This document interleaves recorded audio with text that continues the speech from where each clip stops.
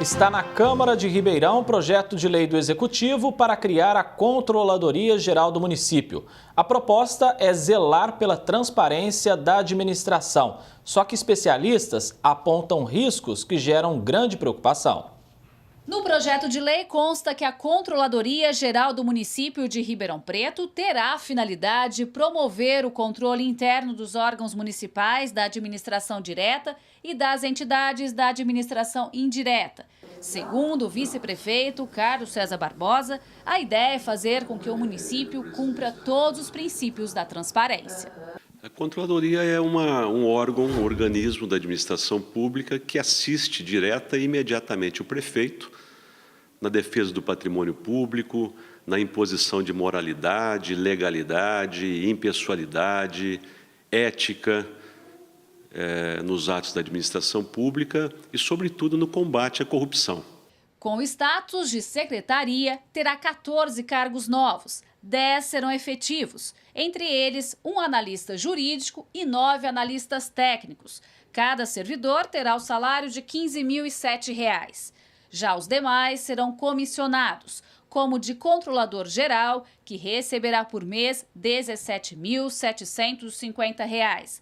Já os outros 3 cargos terão o salário de R$ 15.145, que são o de supervisor de gerenciamento de riscos e inteligência, supervisor de auditoria interna e conformidade e ouvidor geral do município.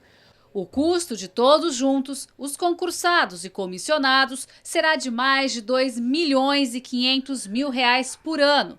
O vice-prefeito garante que esse valor cairá em cerca de R$ 1.200.000 com a extinção de 11 cargos da Secretaria de Assistência Social. A criação da Controladoria Geral do Município está de acordo com o Tribunal de Contas do Estado. Porém, o TCE destaca que apenas servidores do quadro efetivo deverão compor o sistema de controle interno. E no projeto do Executivo, entre os concursados, constam 4 cargos comissionados que serão indicados pelo prefeito. Quem garante que o Executivo não vai acabar nomeando um apadrinhado político dele para poder segurar o órgão em si, a Controladoria, para não investigar? Então, tem esse risco dessa criação dessa controladoria. E aí tem mais uma questão. Talvez ela seja mais um órgão que o próprio Ministério Público e a própria população vai ter que acabar fiscalizando, né? O Controlador Geral do Município terá mandato de 2 anos, prorrogáveis por mais 2. E a nomeação e exoneração dele são prerrogativas exclusivas do prefeito. Essa questão não está muito centralizadora, ou seja, o prefeito terá total poder sobre um órgão que deveria ser autônomo? Na verdade, onde esse órgão existe, não é? Ele é vinculado, ele é um órgão de assistência ao prefeito, não é? Ele tem o objetivo de facilitar a vida do prefeito no que diz respeito às questões de defesa do patrimônio público, de combate à corrupção. Mas para o advogado e administrador Ricardo Sobral, a grande preocupação é a possibilidade da Prefeitura transformar a Controladoria Geral num álibi para validar todos os atos e projetos do Executivo. O controlador, ele é indicado pelo controlado. E quando isso ocorre, a possibilidade de que, quando o controlado se sente ameaçado, ele pode interferir nas atribuições e tarefas do controlador. A gente tem visto isso em todo o país, onde o Poder Executivo, quando é investigado, interfere. A gente viu isso na Controladoria Geral da União, tem visto isso no Tribunal de Contas do Rio de Janeiro. Então, é muito importante que, para a Corregedoria do município de Ribeirão Preto seja eficiente, que ela tenha essa autonomia e total independência do Poder Executivo. O economista Jair Casquel exemplifica bem essa situação ao falar do histórico político de Ribeirão. Nós temos hoje uma ex-prefeita presa por fraude, nós temos vereadores presos, e aí fica uma pergunta: qual teria sido o resultado da controladoria da gestão anterior se os fiscais, os elementos responsáveis pela auditoria das contas da prefeitura tivessem sido nomeados por uma prefeita que foi presa? Certamente viria o resultado que está tudo bem. O Observatório Social de Ribeirão Preto também defende que a controladoria deveria ser independente, composta por funcionários de carreira e não indicados. Conceitualmente, todos os órgãos de controle, nas diversas esferas do poder, elas devem ter autonomia, uma autonomia completa, com garantias. Por quê? Justamente para ela não ter receio de qualquer tipo de investigação ou análise. O conselheiro da Marribo, um braço da Transparência Internacional no Brasil, fala que esse controle interno chega agora na Prefeitura de Ribeirão porque existe espaço para isso. Se todas as secretarias fossem competentes e todos os órgãos da administração pública cumprissem sua função, não haveria necessidade de criar-se uma controladoria geral. Até porque já existia uma ouvidoria, existem outros órgãos e que não fazem o seu papel. Essa que é a grande verdade. O que se espera é que se dê uma nova eficiência à administração pública e que a controladoria sirva de elevação dos níveis de qualidade da prestação do serviço, da eficiência do serviço público. Há quem diz que a Controladoria Geral do município é uma ideia louvável, mas que não haveria necessidade porque já tem muita gente para fazer o que ela propõe. E aí fica uma situação meio paradoxal. O Tribunal de Contas já existe, portanto, cabe a ele auditar. A Câmara já existe, portanto, cabe a ela auditar. E no caso específico de Ribeirão Preto, nós tivemos a não aprovação das contas pelo tribunal, mas a aceitação das contas pela Câmara. Então, eu tenho uma dúvida. Será que é preciso criar uma nova despesa perene? Porque as pessoas eleitas não estão cumprindo com a sua responsabilidade? Gislene Lopes, para o Jornal da Clube.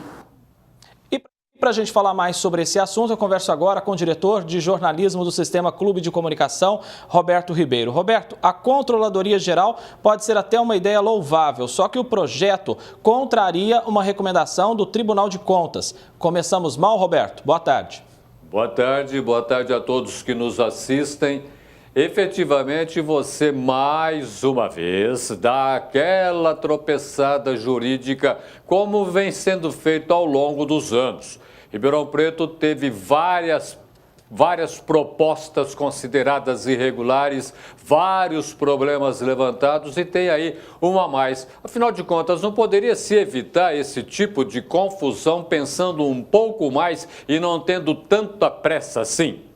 Agora, Roberto, o fato do prefeito indicar o controlador não pode gerar aí um conflito de interesses? E que conflito vai gerar? Você acredita, por um exemplo, se você em casa for indicado para ser o controlador, você vai depor contra a prefeitura? Você vai levantar problemas contra o prefeito? É óbvio que não, porque afinal de contas você foi indicado, você não foi eleito. E aí, o que você faz? Indicado, você tem que jogar na mesma cartilha de quem o indicou, que pode ser efetivamente ou quase que exclusivamente uma indicação política.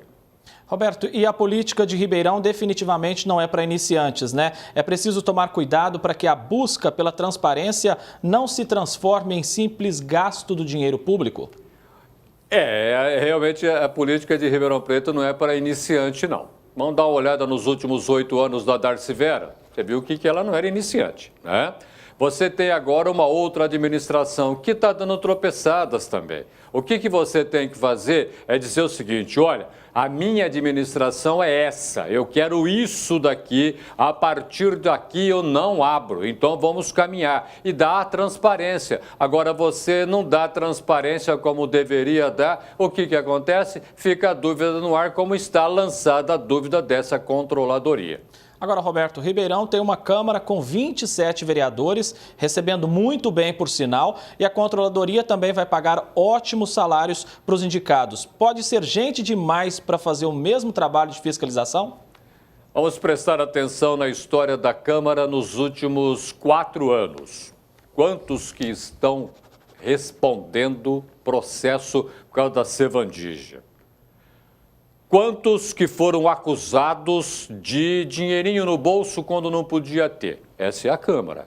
Agora, se ela não se presta a trabalhar, se ela não se presta a prestar atenção no que está fazendo, o que vai acontecer? Vai pegar o dinheiro, pôr no bolso, vai ficar na mão depois de um outro controlador, de outra controladoria. E quem é que vai pagar tudo isso? Nós, que somos os contribuintes. Então, o que a gente precisa é dar um jeito nessa situação e uma adequação política para dizer, afinal de contas, o que nós queremos dos senhores vereadores e o que nós esperamos que eles façam pela cidade e pelo contribuinte.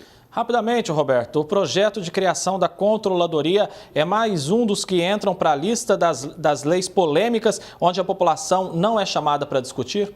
Faz tempo que a população não é chamada para discutir.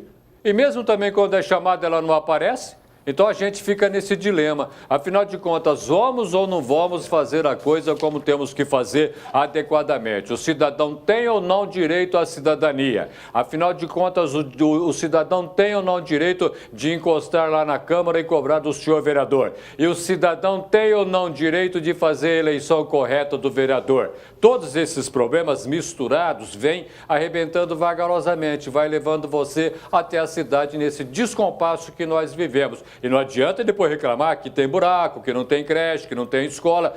Todo mundo escolhe do mesmo jeito. Esse é o problema. Parece que fica criando um consenso para depois criar um desconsenso. E aí, afinal de contas, vamos aonde?